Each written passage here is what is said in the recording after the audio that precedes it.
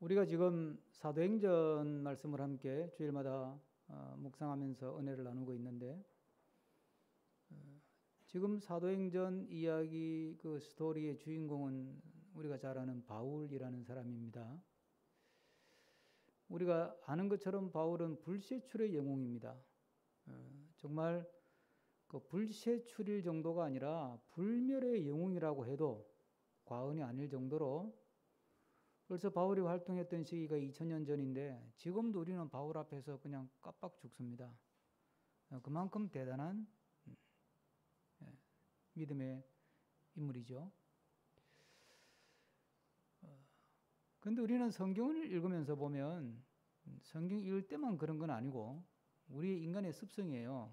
어떤 습성이 있느냐 하면 내가 따르고 좋아하는 사람을 미화시키려고 하는 경향이 있어요. 내가 좋아하는 사람은 마치 완전하고 완전 무결한 사람인 것처럼 그렇게 착각을 해요. 왜 우리 어릴 때 이런 말 하잖아요. 선생님들은 화장실도 안 가는 줄 알았다고. 그런데 선생님이 화장실에 들락날락 하는 거 보고 실망했다고. 그런 심리가 우리 안에 있는 거예요. 그러다 보니까 우리가 성경을 읽을 때도 그런 실수를 해요. 예를 들어 바울 그러면 워낙 불시출의 영웅이니까 바울은 어떤 힘든 삶이 와도 힘들어하지 않고 영웅적인 면모를 가지고 그 모든 고난을 헤쳐나가고 눈도 깜짝 안 하고 그렇게 믿음 생활을 하지 않았을까? 아니면 또 아예 바울에게는 그런 힘든 삶이라는 것 자체가 아예 크게 문제도 되지 않고 그러지 않았을까?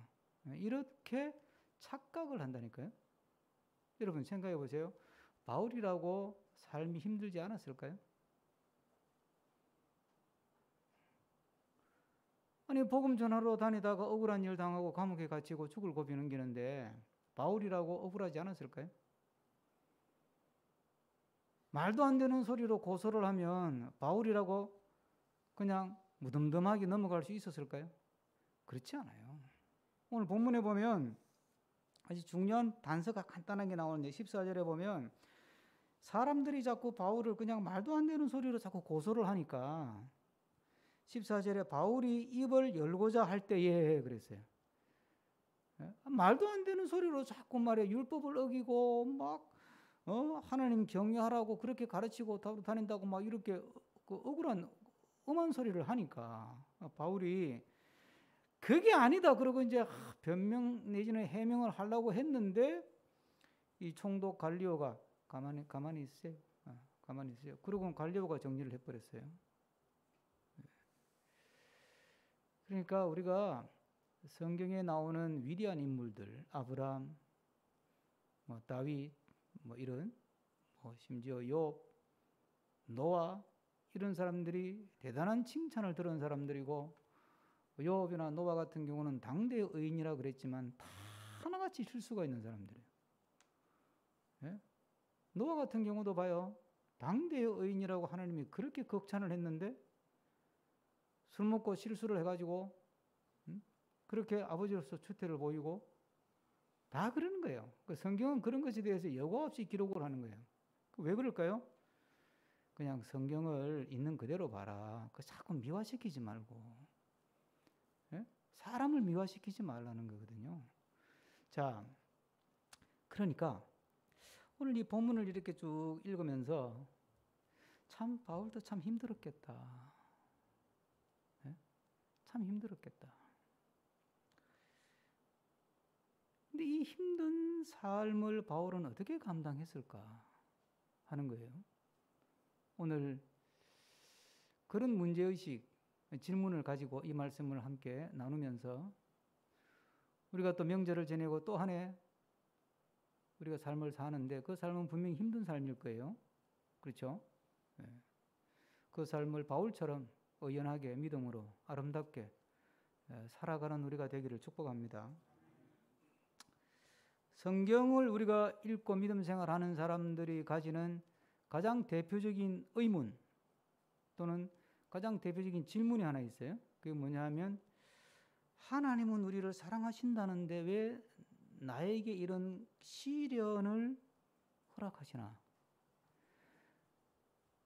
이 코로나 팬데믹으로 인해서 전 세계 사람들이 수천만 명이 죽고 이렇게 고난을 당하는데 왜 하나님은 가만 내버려 두시나? 이런 질문들을 우리는 늘 하고 살아요. 그렇죠? 욥이 이런 질문을 했고 하박국이 이런 질문을 했고 다윗은 이런 질문을 가지고 붙들고 씨름하면서 기도했고. 네. 근데 바울 역시 그 못지않게 수많은 시련과 고난을 겪었어요. 스스로 말하기를 마흔에 하나 가만 매도 맞고 죽을 만큼 맞기도 여러 번 맞았고 배 타고 가다가 죽을 고비도 넘기고 깜빵에 가서 고비도 넘기고 야반 도주를 하기도 하고 하여튼 뭐 억울한 고소도 당하고 고발도 당하고 굶주리기도 하고 죽을 고비 그렇게 고난도 많고 시련도 많았어요. 네. 뭐 바울은 전도자니까 하나님이 특별 보호 대상으로 삼아가지고 가는 데마다 그냥 휘황찬란하게 환영을 받고 박수를 받고 편안한 길만 열린 게 아니고 오히려 성경을 가만히 있는 그대로 읽어보면요. 전도가 막힐 때가 더 많았고 억울한 일을 당하는 사건이 더 많아요.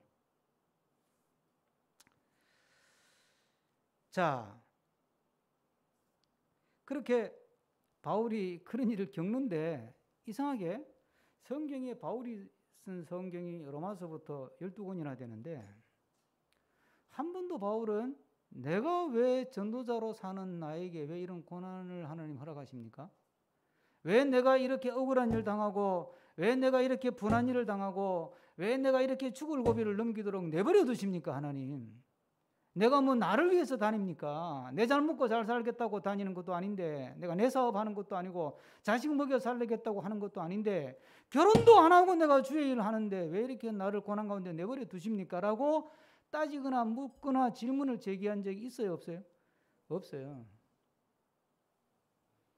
바울에게 있어서는 그것은 중요한 신앙적 주제가 아니었다는 이야기예요. 성경에 기록이 없다고 없는 건 아니지만 바울에게 있어서만은 왜 나에게 이런 시련을 주시나? 왜 내 삶을 이렇게 힘들게 내버려 두시나? 내가 다른 것도 아니고 복음 전하러 다니는 사람, 주의 일하는 사람인데 왜 나를 이렇게 힘들게 내버려 두시나? 하는 것에 대해서 한 번도 문제를 제기하거나 그것 때문에 불평하거나 원망했다는 기록이 없어요. 희한한 거예요, 이 사람은. 왜 그랬을까요? 우리가 이걸 통해서 바울은 고난이 찾아오고 시련이 찾아오고 일이 뜻대로 안 되고 그러면 그걸 가지고 막 괴로워하고 하나님 왜 이러세요? 왜 이러세요? 그렇게 생각하지 않고 그냥 고난이 왔구나 하고 그걸 자연스럽게 받아들이는 거예요. 여러분 이게 아주 우리가 믿음 생활하는데 가져야 될 중요한 삶의 태도인데 우리는 이런 생각을 하거든요. 우리가 예수님 믿으면 그때부터는 하는 사업도 잘 되고 애들도 잘 풀리고 병은 막 바로 낫고 꽃길만 쫙 열려가지고 좋은 일만 생기는 것인 줄로 생각을 해요. 그런 사람은 예수를 믿으면서도 늘 힘들어. 왜? 내가 예수님 열심히 믿는데 꽃길이 안 열려. 예수님 믿는데 여전히 가정은 힘들고 여전히 먹고 사는 것도 힘들고 여전히 사업도 힘들고 여전히 병은 낫지도 않고 그런 일들이 비일비재하다 이 말이에요. 그러니까 이거 어떻게 된 거야?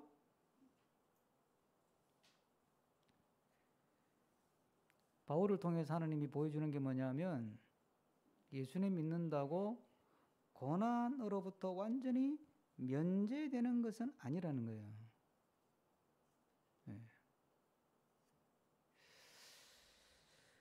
그런데 하나님께서 우리가 이렇게 힘든 삶을 살면서 또 주의 일도 감당하고 사는 우리에게 주신 삶의 큰 무기가 하나 있습니다.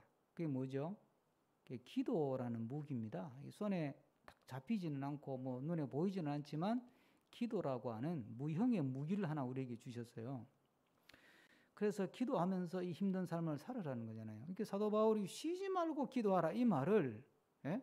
쉬지 말고 기도하라 이 말을 오늘 이 힘든 삶을 바울이 어떻게 감당했을까 이런 생각을 가지고 그 말씀을 묵상하면 바울이 왜 쉬지 말고 기도하라 그랬을까요? 내 삶이 얼마나 힘든데 내가 주의 일을 감당하고 복음 전하러 다니는 사람이지만 가는 곳곳마다 지뢰밭처럼 어려움을 만나는데, 시련을 만나고 고난을 만나고 역경을 만나는데 쉬지 않고 기도하지 않고 어떻게 주의 일을 감당하고 쉬지 않고 기도하지 않고 어떻게 우리가 인생을 살아갈 수 있냐 이거예요. 예?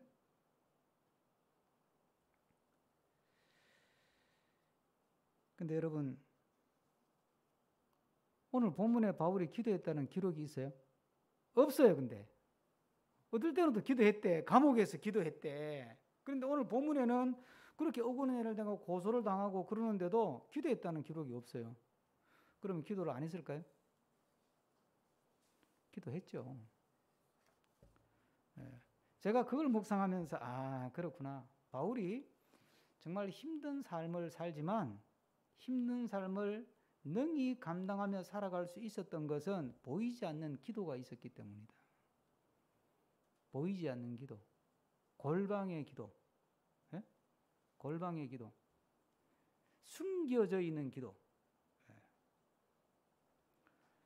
바울은 보이지 않는, 숨겨져 있는, 남 모르는 그런 기도가 차곡차곡 쌓여 있었던 삶을 사는 거예요. 기도의 내공을 이렇게 착득 쌓은 거죠. 예? 기도의 내공을. 그게 있기 때문에 힘든 삶이 찾아오고 역경이 찾아오고 고난이 찾아오고 인생의 풍파가 찾아와도 그거 인생의 고난과 역경에 눌리거나 그것 때문에 흔들리거나 그것 때문에 좌절하거나 그것 때문에 낙심하거나 그러질 않고 그 쌓아놓은 기도의 내공을 가지고 그 힘든 삶을 헤쳐나가는 거예요. 여러분, 기도한다고 고난을 안 당합니까? 예? 기도 열심히 하면 고난을 안 당할까요? 기도 열심히 하면 내가 지금 닥쳐 있는 고난이 갑자기 사라져요? 언제나 그런 건 아니에요. 기도하면 하나님이 피할 길도 주시고 기도하면 고난의 문제가 해결되기도 한다는 거 우리가 알아요. 그죠? 우리가 기도하면 하나님께서 들어주시니까 병이 낫기도 하고 문제가 해결되기도 하고 그렇지만 언제나 그런 건 아니에요. 네? 꼭 그런 건 아니라니까. 그럼 왜 기도해요? 기도한다고 문제가 사라지거나 기도한다고 나에게 시련이 닥치지 않는다는 것이 아니라 여전히 고난이 있고 여전히 시련이 있지만은 기도하는 사람에게는 그 고난 힘든 삶을 능히 감당할 수 있는 힘을 하나님이 주시고 또한 그 고난을 헤쳐나갈 수 있는 지혜를 주시는 줄로 믿습니다. 그래서 사도 바울이 쉬지 말고 기도하라 그러는 거예요. 우리가 힘든 삶을 살아가는 가장 중요한 기초 공식이 뭐냐? 기도의 내공을 쌓아야 된다. 기도의 내공을. 쌓여있는 기도가 있어야 된다. 시험 딱 닥치면 벼락치기 공부하듯이 벼락 기도하지 말고 벼락 기도도 안 하는 것보다는 낫겠지만 평소에 꾸준히 남이 모르는 모르게가 아니라 남이 모르는 골방에 들어가서 그냥 깊이 주님을 만나고 기도를 차곡차곡 쌓아가야 돼. 어디서 언제 어떤 고난과 시련과 역경과 난관을 만날지 아무도 모르잖아요. 예? 어떤 인생의 풍랑이 나에게 닥칠지 아무도 모른다 이 말이에요. 예? 그러니까 평소에 기도의 내공을 차곡차곡 쌓아갈 때 힘든 삶이 찾아오고 인생의 풍랑이 몰아닥쳐도 능히 믿음으로 그 힘든 삶을 감당하며 승리의 길을 가게 될 줄로 믿습니다. 그러니까 기도의 내공을 쌓아야 되는 거예요. 우리가 왜 흔들리느냐? 기도의 뿌리가 약하니까. 금년 한 해 동안 정말 1만 시간이 아니라 나 혼자 1만 시간 쌓는다 생각하고 기도의 탑을 쌓고 기도의 내공을 쌓고 보이지 않는 기도, 숨겨져 있는 기도, 그런 기도의 정말 영적인 공력을 더 깊이 또 견고하게 쌓아가는 우리가 되기를 주의 이름으로 부탁합니다. 구약 성경을 보면 하나님과 이스라엘 백성들의 관계를 뭐라고 설명하느냐 하면 언약이라고 했어요. 언약. 계약이란 말이죠. 계약. 아브라함과 계약을 맺죠. 그 이후로 계속해서 하나님이 계약을 맺어요. 계약을 맺는데, 그래서 구약의 이스라엘 백성들의 신앙을 언약신앙, 그래서 그걸 가지고 연구하는 것을 언약신학이라고 표현할 정도로 이 언약이라고 하는 단어, 이 계약이라는 단어가 성경을 관통하는 창세기부터 계시록까지를 쫙 해석하고 뚫고 가는 중요한 단어 중에 하나입니다.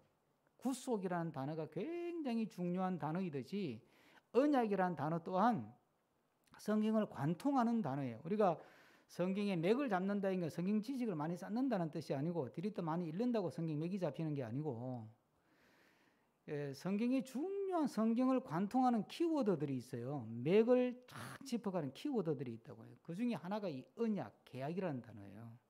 그런데 이 언약은 하나님과 하나님을 믿는 사람 사이에 이루어지는 쌍방적인 계약이에요. 일방적인 계약이 아니라 쌍방적인 계약이에요. 여러분, 그렇다면 자, 계약서를 하나 가지고 당신도 도장 찍고 나도 도장 찍고 도장 찍었어.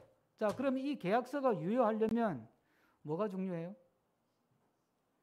이 계약을 이행하려고 하는, 이 계약대로 지키려고 하는 이 성실성이 중요한 거예요. 그래서 이게 이제 민법에서 나오는 말인데, 민법에서 하는 말이 있죠. 용어가 이 법률용어니까 신의 성실의 의무라는 게 있잖아. 신의 성실의 의무. 아시죠? 신의 성실의 의무. 그러니까 계약서 써놓고 계약을 안 지키면 의미가 없는 거예요. 그죠? 하나님과 우리 사이의 관계는 언약의 관계, 계약의 관계인데, 하나님은 신실하시고 하나님은 실수가 없으시고 하나님은 변함이 없으시고 하나님은 한 번 약속하시면 끝까지 가는 분인데, 우리는 어떠냐 하면 우리는 했거든 너무 쉽게 바뀌는 거예요. 예? 제가 중고등부 아이들하고 수련회를 전사 때 다닐 때, 그때 한참 수련회 가면 마지막 날은 이제 마지막 저녁 프로그램은 뭐냐면 캠파이어 주로 했어요. 캠파이어 마치고 그 다음 이어지는 게 뭐예요? 결단의 시간이에요. 결단의 시간. 캠파이어에서 분위기 확 살리고 나면 이제 그 다음 뭐 이제 주의하고 회개하고 막 기도하고 막 또 죄목 써서 태우고 막 울면서 통에 잡아가면서 결단의 시간을 하는 거잖아요. 그렇죠? 근데 제가 그걸 몇 번 하다가 그 다음부터는 안 했어요. 안 하고 순서지에도 아예 결단의 시간이라는 표현을 제가 의도적으로 안 썼어요. 왜 그런 줄 아세요? 막 울고 막 콧물 충물 다 흘리면서 막 울고 통회하고 잡아가고 결단을 해놓고 돌아서서 그 절단을 해버리더라고. 그 약속은 어디로 간 거예요? 아니 1시간도 못 가는 결단을 왜 하냐고. 1시간도 못 가는 약속을 왜 하냐고. 예? 하나님과 우리와의 사이에 하나님은 신실하신 분인데 우리는 신실하지를 못한 거예요. 예? 여러분, 이 믿음의 거인들의 공통점이 뭐냐 하면 신실하다는 거예요. 비가 오나 바람이 부나 인생의 경랑이 몰아닥쳐도 하나님 앞에서 신실하게 하나님과 약속을 지키는 거예요. 그걸 훈련하라고 주신 게 뭐냐? 저는 훈련하라고 주신 것 중에 하나가 안식일 계명이라고 저는 생각해요. 안식일 지키는 게 뭐 그렇게 중요해요? 여러분 생각해 보세요. 예? 제가 전에 한번 성경 공부할 때 얘기했는데, 이 안식일은 10계명이 들어있는 거예요. 10계명은 헌법 조문 중에서도 조문이야. 예? 모든 율법을 10개로 줄여놓으면 그게 10계명인데, 그럼 이건 완전 금과옥조야 진짜. 이건 바꿀 수도 없는 거예요. 그런데 그 10계명 중에 하나가 안식일을 지키라는 게 들어있다는 게 이게 이상한 거 아니에요? 여러분 상식적으로 생각하면 안식일이라는 말은 안식하라, 하루는 쉬어라 이런 뜻인데 7일의 하루는. 그리고 진짜 안식일 날 쉬지를 않고 일했다고 사람을 죽였잖아요. 성경에 딱 한 번 나와요. 그런 사례가. 진짜 죽였어요. 돌로 쳐 죽였어요. 왜 그런 사례를 남겨놨을까요? 6일 동안 열심히 일했으면 일곱째 날은 쉬라는 거예요. 그 쉬는데 어떻게 쉬냐? 하나님 앞에 나와서 예배하고 쉬라는 거예요. 그게 오늘날의 주일 성수 아니에요. 왜 하나님이 이걸 그렇게 강조했을까요? 네? 왜? 창세기에도 보면 하나님이 천지를 창조하시고 마지막 날을 쉬었다 그랬어요. 왜 그런 모습을 보여줄까요? 적어도 6일 동안 열심히 바쁘게 살고 일했으면 하루는 주님 앞에서 온전히 쉬면서 예배하고 찬양하고 기도하고, 그렇게 안식일을 지키는, 주일을 지키는 삶을 꾸준히 정말 신실하게 그걸 감당하라는 거예요. 그게 거룩한 믿음 생활의 거룩한 루틴이에요. 루틴, 습관. 이거 하나 지키지 못하면 다른 거 안 된다는 이야기지. 그러니까 그걸 아주 그냥 십계명에 딱 못 박아가지고 7일에 하루 주일 지키는 거, 7일에 하루 와서 예배하는 것조차 지키지 못하는데 뭘 지키냐 이게 뭘. 그게 무너지니까 다 무너지는 거예요, 여러분. 우리 그런 얘기 하잖아요. 뭐 임마누엘 칸트라는 사람은 시간이 칼 같아가지고 산책하는 시간이 정확해서 동네 사람들이 칸트가 산책하는 시간에 시계를 맞췄대. 그게 뭐예요? 세상의 삶에서도요, 안정적인 삶을 살거나 뭐 거인의 삶을 살거나 뭐 평범하더라도 안정적인 삶을 사는 사람들의 공통점이 뭡니까? 그 중에 하나가 뭐예요? 그게 신실하고 성실하다는 거예요. 아니 성실하지 않고 되는 게 뭐가 있어요? 아무것도 없어요. 돈 좀 벌었다고 못 내고 아이고 오래 안 가. 예? 좀 잘 나간다고 방심하고 오래 안 간다니까요. 예? 운동 좀 잘해가지고 일찍 스카우트 해가지고 펄펄 날리는데 연습을 꾸준히 안 해. 오래 가요? 안 간다니까요. 예? 노래 하나 잘 불러가지고 한 곡 가지고 막 대박을 쳐서 그냥 완전 갑자기 어느 날 하루아침에 스타가 돼가 팍 떴어. 그런데 꾸준히 노래 연습하고 안 해. 오래 갈까요? 안 가요. 제가 전에 말씀드렸잖아요. 조용필이나 나훈아 같은 사람은 가왕, 노래의 왕이라고 부르는 사람들인데 이 사람들이요. 얼마나 신실하게 끊임없이 매일 나와서 연습한대. 아니 그쯤 되는 사람들은 뭐 노래 연습할 게 있어. 그냥 마이크만 잡으면 그냥 명곡이지. 안 그래요? 뭐 연습할 게 있겠어. 뭐 수십 년을 부르고 인기의 절정을 달리는 사람들인데 뭐 며칠쯤 쉰다고 안 되나?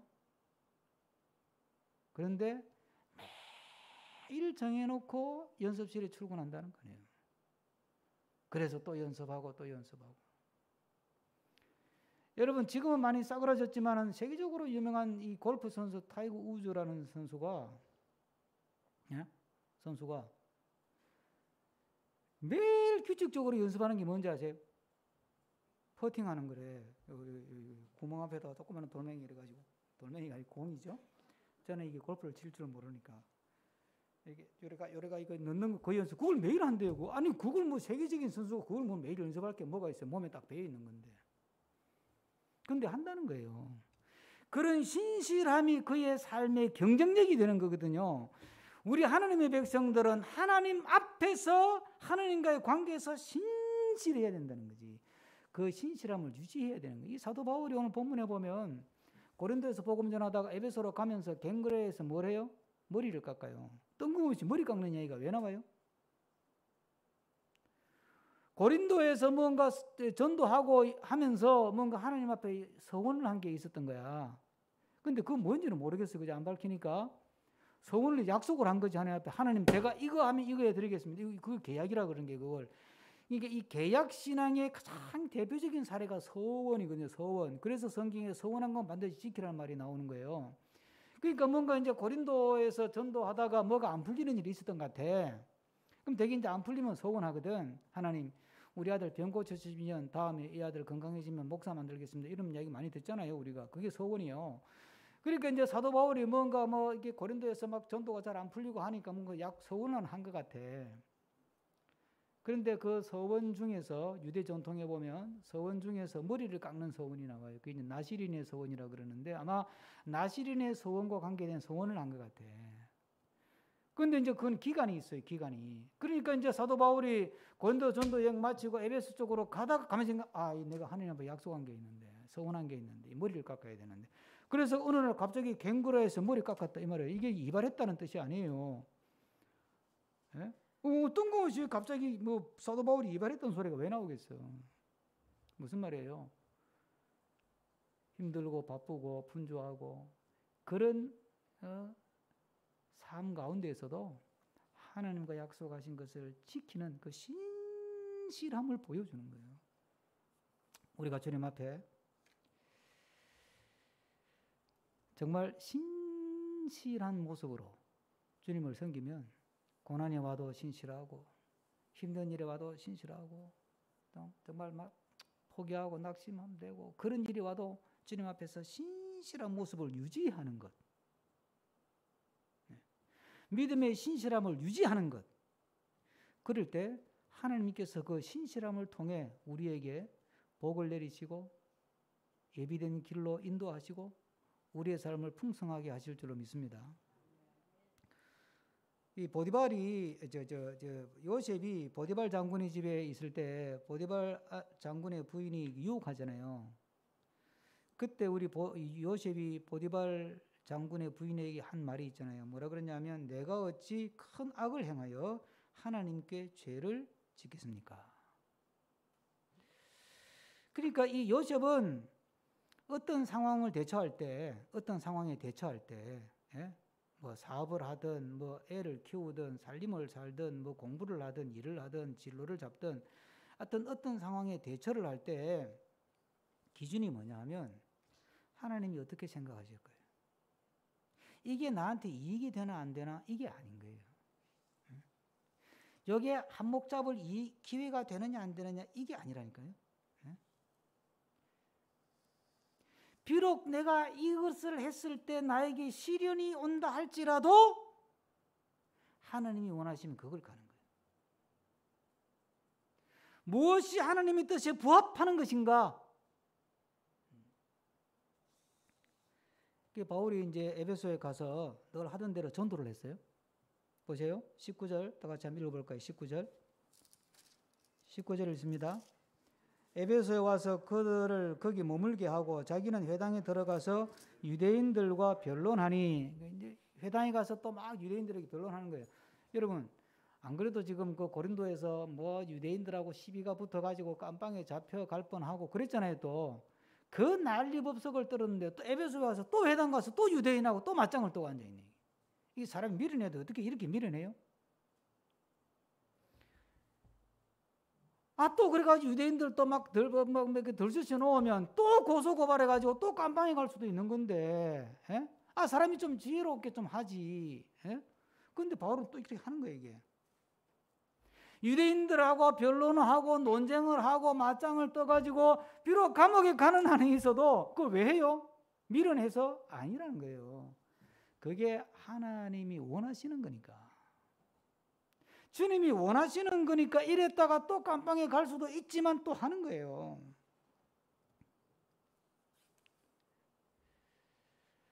근데요, 그 다음에 또 더 이상해요. 이제 막 그걸 보고 에베소에 있는 사람들이 바울을 붙잡아 또. 20절 볼까요? 20절 있습니다. 여러 사람이 더 오래 있기를 청하되 허락하지 아니하고. 그거 붙잡아요. 그럼 어떻게 해야 돼? 우리 같으면 이거 뭔가 좀 열매가 있으려는가 보다. 이거 반응이 있네. 그리고 이제 알았습니다. 며칠 더 내가 또 주의 말씀을 전하죠. 그럴 것 같은데 안 한대. 간대 이제. 이별로 작별합시다. 간대. 그러면서 바울이 남긴 말이 뭐예요? 자, 21절 다 같이 읽습니다. 작별하여 이르되 만일 하나님의 뜻이면 너희에게 돌아오리라 하고 배를 타고 에베소를 떠나. 그러니까 사람들은 붙잡지만 바울이 생각할 때는 이건 지금 떠나는 게 하나님의 타이밍이라고 생각합니다. 어떻게 이 뜻을 분별했는지는 성경이 안 나오니까 모르겠는데 어쨌든 아까 제가 말씀드렸잖아요. 쌓여있는 기도의 내공이 있으니까 그러니까 이 타이밍은 내가 떠나야 되는 것이다. 이 떠나는 것이 하나님이 원하시는 것이다. 이 생각이 딱 드는 거야. 그러니까 바이바이. 그러고 가면서 내가 하나님의 뜻이면 다시 돌아온다.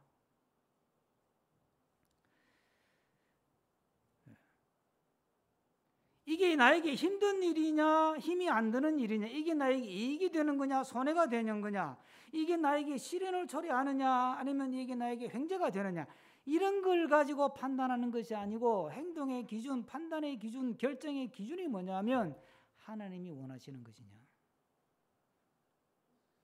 하나님이 기뻐하시는 것이냐. 우리는 하여튼 믿음 좋다는 사람들이 꼭 보이는 이상한 행동 중에 하나가 하나님의 뜻을 덜 먹이면서 자기 욕심을 챙겨요. 지난 주간에 해외 토픽처럼 소개된 아주 가십 같은 뉴스가 하나 있어요. 미국의 여자아이가 글을 올려가지고 그게 뉴스거리가 된 건데 여자아이가 남자친구하고 가까이 사귀었는데 그 남자친구가 17살부터 심장이 약해가지고 심장병으로 사랑구실을 못하는 거예요. 심장의 기능이 한 5%밖에 안 남았대. 그러니까 이제 지가 좋아하는 남친이니까 이 여친 아이가 콜리라는 아이인데 얘가 자기 심장을 떼줬어요. 마침 그 조직이 또 맞았던가 봐. 심장을 떼줘가지고 이 남자애가 완전히 건강을 회복했어요. 좋은 일이죠. 그런데 7개월 만에 남자애가 야 우리 헤어지자 그러고 카톡으로 틱 보내고 여자아이를 차버렸어요.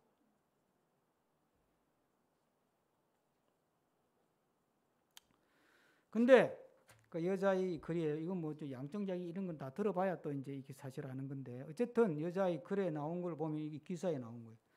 제가 이 문장 때문에 내가 이게 소개하는 거예요. 남자친구에게 전화로 차였다. 만약 우리가 운명이라면 하나님은 결국 우리를 다시 만나게 할 것이라며 헤어지자고 하더라. 이 남자아이가 독실한 기독교 신자래요. 새로운 여자친구 어디서 만났냐? 교회 청년들 파티에서 만났대. 미국은 그런 거 많이 해요.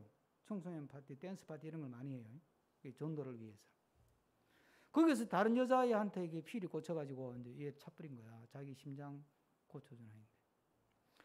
그 미안하다 그러면 되지. 뭐 사람 마음은 변할 수 있다고 본다면, 뭐 미안하다 뭐 그래야 그나마 용서라도 받지. 이게 뭐 그러다가 왜 하나님 운명이라면 하나님은 결국 우리를 다시 만나게 할 것이다. 그러고는 헤어지자리. 하나님의 뜻은 이런 데 갖다 쓰는 게 아니에요, 여러분. 지 욕심 부리고 지 욕심 채우고 지 야망을 채우고 지 꿈을 이루는 데다가 하나님의 뜻을 갖다 붙이는 게 아니라니까. 그러니까 인생이 자꾸 꼬이고 더 힘들어지는 거예요. 이것이 나에게 힘든 일인가 힘이 안 드는 일인가 이건 기준이 아니에요. 이것이 나에게 이익이 되느냐 손해가 되느냐 이걸 가지고 판단하면 안 된다니까. 이것이 하나님이 원하시는 것인가. 그 길을 가면 하나님이 예비하신 은혜가 있고 복이 있고 하나님이 예비하신 놀라운 풍성한 열매가 있는 줄로 믿습니다. 사는 것 힘듭니다. 그죠? 정말 힘듭니다. 얼마나 힘들었으면 요즘 젊은 아이들은 결혼도 안 하려고 그러잖아요. 지 혼자 살기도 힘든데 뭐 둘까지 같이 더 힘들다. 애까지 이건 더 힘들다. 그래서 결혼도 안 하고 애도 안 낳고. 사는 게 힘든 건 맞아요. 그런데 이 힘든 세상 바울도 살았는데 바울은 어떻게 힘든 세상을 살았냐? 기도의 내공을 충분히 쌓고 보니까 힘든 게 아니더라는 거예요. 주님 앞에서 아무리 힘든 일이 있어도 신실함을 유지했더니 길이 열리더라는 거예요. 그리고 이것이 주님이 원하시는 것인가? 내 이익을 따라가지 않고 주님의 원하시는 그 주님의 기쁨, 주님의 뜻을 따라갔더니 나에게 좋은 일이 되더라는 거예요. 힘든 세상, 바울의 믿음으로 승리하는 우리가 되기를 축복합니다. 기도하겠습니다.